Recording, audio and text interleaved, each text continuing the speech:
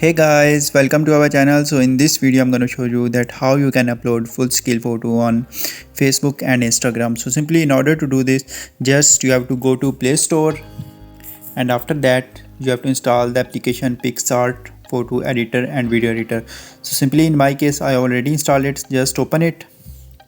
So here you can see our app is being loaded.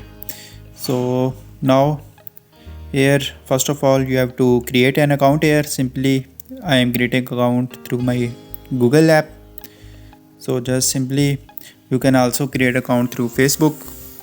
So here you can see the rate if you want to buy a premium package, but still I don't want to buy a premium package. So simply just you have to click on cross button, and after that just here you can see that there are multiple photos and videos available here. So select the photo that you want to upload on Facebook or Instagram in full scale. So simply just select the photo, and after that just here you can see that there are multiple options available here. So simply when you click on fit option, so here you can see our image is being fitted and full scaled.